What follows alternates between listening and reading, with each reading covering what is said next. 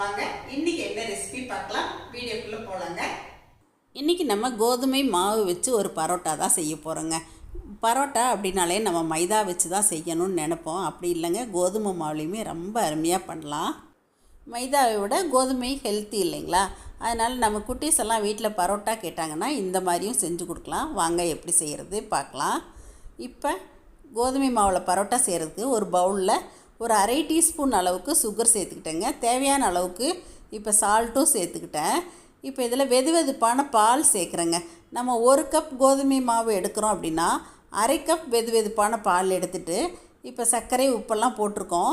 அதனால் இதை நல்லா கலந்து விட்டுட்டு அதுக்கப்புறமா நம்ம எடுத்து வச்சுருக்க ஒரு கப் கோதுமை மாவை இதில் சேர்த்துட்டு நம்ம ஊற்றின பாலோட இந்த மாவும் நல்லா சேர்ந்து வந்து ஒரு சப்பாத்தி மாவு பதத்துக்கு வரணுங்க.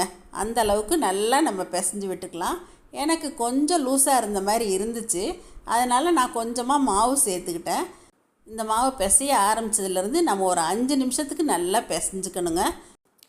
இப்போது ஒரு விரலால் கையில் நீங்கள் ப்ரெஸ் கொடுத்து பாருங்கள், இந்த அளவுக்கு நல்லா சாஃப்டாக வந்துடணும். இப்போ வந்து இதை கவர் பண்ணி ஓரமாக வச்சிடலாங்க. இப்போது ஒரு சின்ன பிளேட்டில் ஒரு 2 டீஸ்பூன் அளவுக்கு மைதா எடுத்துகிட்டு கொஞ்சம் நெய் விட்டு இதை நல்லா கலந்து விட்டுக்கலாங்க. நெய் நம்ம தேவைக்கு ஊற்றிக்கலாம். இது ஒரு ஃபைன் பேஸ்ட்டாக வர்ற மாதிரி நம்ம வந்து இதை நல்லா மிக்ஸ் பண்ணிக்கணும். பாருங்கள், இது கொஞ்சம் லிக்விடாக தான் இருக்கணும், ரொம்ப கெட்டியாக இருக்கக்கூடாது. இந்த அளவுக்கு இருக்கணுங்க. இப்போ இதை ஓரமாக வச்சுருவோம். இப்போ நம்ம ஒரு 10 நிமிஷம்தான் ஊற வச்சுருக்கோம் இந்த பிசைஞ்சு வச்ச கோதுமை மாவை. இப்போ இதை உருண்டைகளாக நம்ம செஞ்சிடலாங்க. இன்றைக்கி பிசைஞ்ச ஒரு கப் மாவில் எனக்கு 4 உருண்டைகள் கிடச்சிதுங்க. இப்போ 4 உருண்டைகள் உருட்டி ஓரமாக வச்சுருக்கேன். இப்போ கீழே வந்து நான் கிச்சன் டாப்லேயே நான் வந்து தேய்க்கிறேங்க. கீழே கொஞ்சம் கோதுமை மாவே தூவிக்கலாம். இப்போ நம்ம ரெடி பண்ணி வச்சுருக்க உருண்டைகளை இந்த மாதிரி ஒவ்வொன்றா சப்பாத்தியாக இட்டுறலாங்க. இந்த அளவுக்கு நம்ம தேய்ச்சதுக்கப்புறம் நம்ம ரெடி பண்ணி வச்சோம் இல்லைங்களா, அந்த மைதா நெய் கலவை, அதில் 2 ஸ்பூனை ஊற்றி எல்லா பக்கமும் வர்ற மாதிரி இந்த மாதிரி தொடச்சி விட்டுக்கலாங்க. அதுக்கப்புறம் இந்த மாதிரி மடிச்சுட்டு அப்படியே ரோல் பண்ணிக்கணுங்க. ஒரு 2 சைடு மட்டும் எடுத்து விட்டுட்டு இதே மாதிரி நம்ம நல்லா சுருட்டிக்கணும். பாருங்கள், நம்ம சப்பாத்தி ரோலெல்லாம் இருக்கும் இல்லைங்களா, அந்த மாதிரி ஷேப்பு கிடைக்கும் நமக்கு. இதை அப்படியே பெண்ட் பண்ணிடுங்க. இந்த மாதிரி பெண்ட் பண்ணிட்டீங்க அப்படின்னா அந்த கீழே எட்ஜஸ் எல்லாம் ஒட்டி விட்டுருங்க.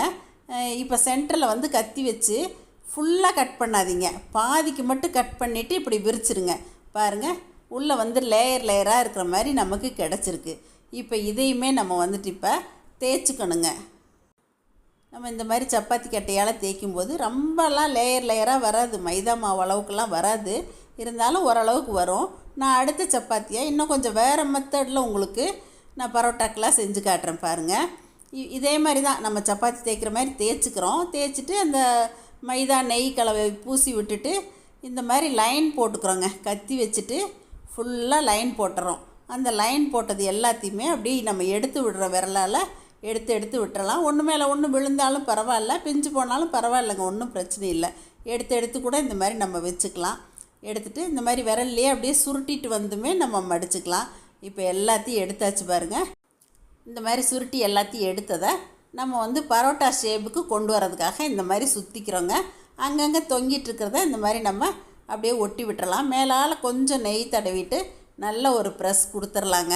அடுத்து நம்ம மறுபடியும் இப்போ பூரிக்கட்டை வச்சு தான் நம்ம தேய்க்க போகிறோம்.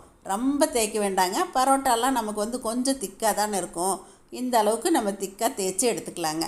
இப்போ நம்ம 2 மெத்தடில் உங்களுக்கு நான் தேய்ச்சி காட்டி பரோட்டா எப்படி சுற்றுறதுன்னு செஞ்சு காட்டிட்டேன். அடுத்து தோசைக்கல்லில் கொஞ்சம் எண்ணெயோ நெய்யோ தடவிட்டு இப்போ நம்ம ரெடி பண்ணி வச்ச பரோட்டாக்களை தோசைக்கல்லில் சேர்த்துடலாங்க.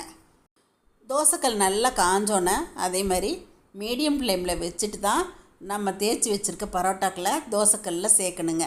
அப்பப்போ நம்ம நல்லா பெரட்டி விட்டுக்கணும். இடையில நெய்யோ ஆயிலோ நமக்கு தேவைப்பட்டால் கொஞ்சம் சேர்த்துக்கலாம். சாதாரணமாக நம்ம மைதாவில் பரோட்டா செய்யும்போது கொஞ்சம் ஆயில் அதிகமாக இழுக்கும். ஆனால் இந்த மாதிரி பரோட்டாவுக்கு ஆயில் அதிகம் தேவையில்லைங்க. ஃபஸ்ட்டு ஒரு முறை போட்டுட்டு மறுபடியும் அப்பப்போ கொஞ்சமாக ஊற்றினா போதும். இந்த மாதிரி நல்லா பெரட்டி விட்டு எடுக்கணுங்க. மீடியம் ஃப்ளேம்லேயே வச்சு கருக விடாமல் இந்த மாதிரி கொஞ்சம் செவந்து வந்தோடனே எடுத்துடலாங்க. இப்போது கோதுமை மாவு பால் எல்லாம் வச்சு ஒரு பரோட்டா அருமையாக ரெடி பண்ணியாச்சுங்க. அதுக்கு சைட் டிஷ்ஷாக இன்றைக்கி எங்கள் வீட்டில் மத்தியானம் வச்ச மட்டன் குழம்பு இருக்குங்க. இதுக்கு வெஜ்ஜு சால்னாவும் நல்லாயிருக்கும், நான்வெஜ் சால்னாவும் நல்லாயிருக்கும். அதுவும் இந்த தண்ணி குழம்பு போட்டு இந்த பரோட்டா சாப்பிட்டோம்னா ரொம்ப அருமையாக இருக்குங்க. நமக்கு மைதா மாவை பிசைஞ்சிட்டு அதில் பரோட்டா செய்யும்போது அதில் லேயர் அதிகமாக கிடைக்கும். இதில் ஓரளவுக்கு கிடைக்குங்க. ஆனால் டேஸ்ட் ரொம்ப நல்லாயிருக்கும். இப்போ நான் உங்களுக்கு இதை பிச்சும் காட்டுறேன் பாருங்கள். நல்லா பிச்சு போடுறதுக்குமே ரொம்ப ஹார்டாலாம் இருக்காது. நல்லா முறுமுறுப்பாக ரொம்ப அருமையாக வந்துருந்துச்சுங்க. இந்த மாதிரி பிச்சு போட்டு இதில் கொஞ்சம் தண்ணி குழம்பு ஊற்றி நல்லா பெரட்டி விட்டு சாப்பிட்டோம் அப்படின்னா டேஸ்ட்டு வேறு லெவலுங்க. சாதாரணமாக பரோட்டாவுக்கெல்லாம் குழம்பு அதிகமாக தான் பிடிக்கும். இந்த கோதுமை பரோட்டாவுக்கும் குழம்பு அதிகமாக ஊற்றி சாப்பிடும்போது ரொம்ப அருமையாக இருந்துச்சுங்க. உங்கள் வீட்டு குட்டீஸ் பரோட்டா கேட்டாங்கன்னா கண்டிப்பாக நீங்களும் இந்த மாதிரி ரொம்ப ஈஸியாக ட்ரை பண்ணி பாருங்கள். இன்னைக்கு நான் கொடுத்த இந்த ரெசிபி உங்கள் எல்லாருக்கும் பிடிச்சிருக்குன்னு நினைக்கிறேங்க. எப்பயும் போல உங்களோட ஃபீட்பேக் சொல்லுங்கள். பிடிச்சிருந்தா லைக் ஷேர் பண்ணுங்கள். மறக்காமல் என்னோட சேனலை சப்ஸ்கிரைப் பண்ணிக்கங்க. தேங்க்யூ. சரசு சமையல் பாருங்கள், சமையல் நல்லா பண்ணுங்கள். சரசூஸ் ஃபுட் ப்ராடக்ட்ஸ் பொடிவைகள் தேவைப்படுறவங்க இங்கே கொடுத்துருக்க வாட்ஸ்அப் நம்பரில் காலை 10 மணி முதல் மாலை 6 மணி வரை எங்களை காண்டாக்ட் பண்ணி வாங்கிக்கலாங்க. இந்த சீசனில் எங்ககிட்ட பிரண்டை பொடி ஃப்ரெஷ்ஷாக கிடைக்கும். தேவைப்படுறவங்க வாங்கிக்கலாங்க. தேங்க்யூ.